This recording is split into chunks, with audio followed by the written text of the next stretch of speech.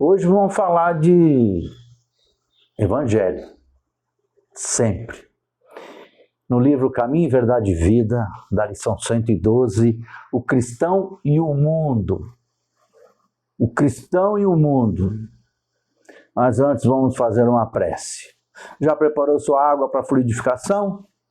Corre lá. Vamos fazer a nossa prece. Feche os olhos. Ai, Senhor Jesus, tutor do mundo, dá-nos sua infinita luz. Cinge nossos ombros, Senhor, com a doçura do teu amor. Dá-nos o alimento que vem do teu ensinamento no Evangelho de luz e de amor. Senta conosco, como fizera outrora. Conta nova história de caminhar e crescer. Qual semente divina, pousa a tua mão vespertina em cada novo amanhecer.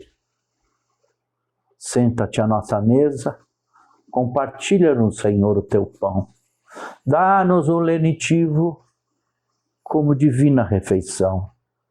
Alimenta-nos por dentro, dá-nos o divino provimento do alimento e do Evangelho, hoje e sempre, a todo tempo. O cristão e o mundo. Caminho, Verdade e Vida, caminho 102, Emmanuel nos diz o seguinte versículo, que está em Marcos, capítulo 4, versículo 28. Primeiro a erva, depois a espiga e por último o grão cheio na espiga. E o Emmanuel fala uma coisa óbvia, mas que é importante nós olharmos as coisas óbvias também. Ele fala o seguinte, que enquanto o candidato a cristão, ele está na vida comum, na vida mundana, ele não incomoda ninguém. Mas quando ele dá o primeiro passo para se elevar do charco, que caminha se chafurdando, quando ele começa a elevar-se desse material plano, ele passa a ser observado. Porque esse candidato, esse aprendiz do Evangelho, quando ele começa a se distanciar das coisas mundanas, ele começa a incomodar aqueles que caminhavam ao seu lado. Assim acontece com cada um de nós. Quando a gente começa a frequentar o centro, quando a gente começa a fazer uma leitura, quando a gente começa a fazer um estudo e quando a gente começa a modificar a nossa vida, a gente acaba incomodando algumas pessoas. Por motivos religiosos, de outras denominações, ou as pessoas que ombreavam o dia a dia conosco. No trabalho, na escola, na família. Quando a gente começa a se melhorar, a gente começa a incomodar. É assim. A gente vira uma vitrine e as pessoas começam a cobrar uma santidade que nós ainda não desenvolvemos. E elas começam a nos julgar e a condenar cada deslize, torcendo para que nós desistimos. Porque como elas não têm a mesma coragem, a mesma força de vontade de estar num caminho melhor, então atacam o diferente, apedrejam, para que aquela figura que está se destacando deixe de incomodá-las. Jesus, quando esteve fisicamente, há 20 séculos atrás, ele não buscou os santos, ele não buscou os grandes sacerdotes, ele não buscou aqueles que detinham o grande conhecimento, ele buscou aqueles que tinham potencial pronto para ser desenvolvido. Jesus buscou os pescadores, os pastores, pegou até cobradores de impostos para compor o seu time, porque Jesus vê em cada um de nós o Cristo em potencial. Ele não vê o ser momentâneo, mas ele vê tudo aquilo que a gente pode desenvolver. E ele mostrou que o seu evangelho é para todas as classes sociais, para todas as faixas de compreensão. Jesus monta a sua equipe de propagadores da sua nova revelação, sua boa novidade, pessoas do povo. E ele falava para as pessoas do povo com a linguagem que o povo entendia. Falava de ovelhas, de rebanhos aos pastores. Falava de sementes e frutos para os agricultores. Falava das dracmas, dos dotes que as mulheres tinham para as donas de casa. Falava com os jovens, falava com todos. E numa linguagem acessível a todos, para que o seu evangelho, a sua notícia pudesse chegar plena e causar bons resultados. Nós, quando começamos a frequentar o centro espírita ou qualquer outra religião, quando a gente começa a frequentar e quando a gente começa a se destacar do nosso grupo social, a gente acaba incomodando algumas pessoas que caminhavam conosco. Elas não aderem à nossa proposta e começam a criticar. Jesus também sofreu críticas. Jesus foi perseguido, preso, torturado, condenado injustamente e crucificado. E retorna. E retorna do sepulcro e dá como primeira testemunha Maria de Magdala, Maria Madalena. A excluída, a estigmatizada, a mulher de fama duvidosa, e coube a ela dar a novidade de que Jesus vencera a própria morte, que Jesus ressurgira e que ele é vitorioso. Ora, quando nós estamos tentando ressurgir dos mortos do entendimento, nós somos combatidos. E às vezes combatidos por nós mesmos, nós nos autossabotamos. A gente acha que tem que virar santo de um dia para o outro, mas porque nós estamos vendo o resultado. E o resultado não é o importante. O resultado é sempre consequência. O importante é o processo, é o jeito de fazer. E Jesus veio trazer esse jeito de fazer. Um processo de autoiluminação, um processo de reforma íntima, um processo de aprendizado, um processo de aproximação com Deus, um processo de aproximação e comunhão com o sagrado, um processo que dispensa os sacerdotes do templo de Jerusalém.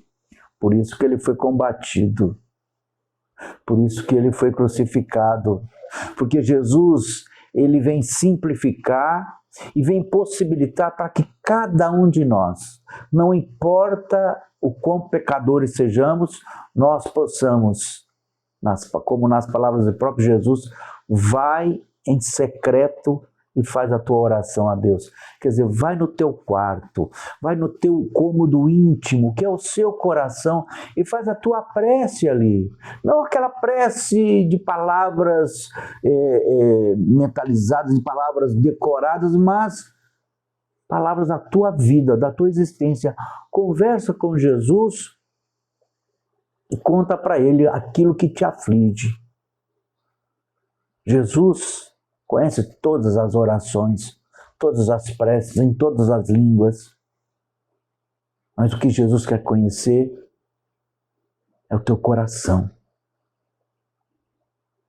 O que Jesus quer é que você verbalize para Ele aquilo que te incomoda, aquilo que te arrasa. E quando você verbaliza para Ele, para Jesus, aquilo que te arrasa as suas estruturas, aquilo que te espeta o coração, você verbalizando, você reflete, e nessa reflexão você chega próximo das causas e do motivo e vai dando os primeiros passos para a sua libertação. Jesus recomenda o perdão quantas vezes forem necessários, porque o ódio, o rancor, o ranço com determinada pessoa, com determinada situação nos aprisiona num torvelinho de energias deletérias e energias ruins. Então Jesus fala, rompe com isso, se liberta. Rompe, perdoa e se liberta. E quantos de nós não estamos prisioneiros de discussões longevas, de discussões antigas, de brigas antigas, que a gente fica revivendo, e cada vez que a gente revive aquela briga, aquela discussão, aquele atrito com determinada pessoa, a gente sofre novamente. A gente visita o sofrimento e a gente visita aquela dor novamente. E isso nos impossibilita de crescermos, pois ainda somos ervas tenras, mas com potencial milagroso de produzir espiga e semente. Jesus utiliza essa analogia com a planta, porque a planta começa a surgir e vai ter que enfrentar o sol causticante, a seca ou o exagero da água, e vencer as primeiras barreiras, minuto a minuto, passo a passo, de amanhecer em amanhecer, num processo de captação da luz que vem do alto, na fotossíntese espiritual que cada um de nós pode fazer com as energias que emanam de Deus. Onde a gente pode se alimentar do pensamento amoroso de Deus, quando a gente vai em secreto, fazer as nossas orações, nossa reflexão íntima, o que é que eu fiz de errado, o que é que eu preciso fazer para melhorar. E nessa comunicação com o sagrado, que Jesus nos ensinou a fazer, quando Ele ensina a oração dominical, o Pai Nosso, quando Ele nos ensina a orar diretamente a Deus e chamando-nos uns aos outros de irmãos, quando dissemos, Pai Nosso, que estás nos céus. Se o Pai é nosso, somos todos irmãos de uma mesma família.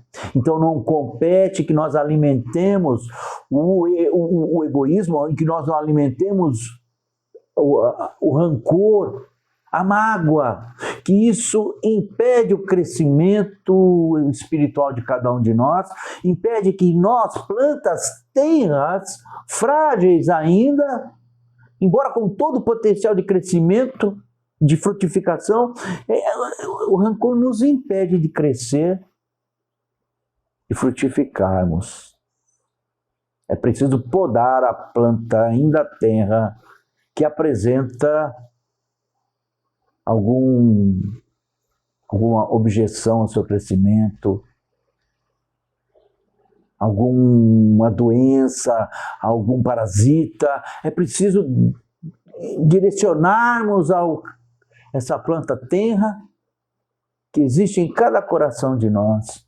Somos jardineiros de nós mesmos, herdeiros do universo, com potencial maravilhoso que Jesus, quando olha cada um de nós, Ele vê o Cristo em potencial. Tudo que eu faço, podeis fazer e muito mais. Jesus se coloca pequeno, Jesus se coloca igual, Jesus se coloca à mesma mesa, embora sempre trazendo para si a responsabilidade. Ele é o líder, é o professor, é o terapeuta, é o amigo, é o companheiro que compartilha o pão, que faz a transformação da água no vinho, para celebrarmos a nossa vida numa comunhão, como foi as bodas de Canaã, mas uma comunhão com a divindade, com o sagrado, sem precisarmos de intermediários, e cada um de nós pode desenvolver uma coisa chamada protagonismo, autonomia, estabelecermos um processo de dia a cada dia, como está escrito no Livro dos Espíritos, pelo Espírito Santo Agostinho, que ele falava que para a gente melhorar é simples, basta a gente toda noite, quando for dormir, consultar a consciência.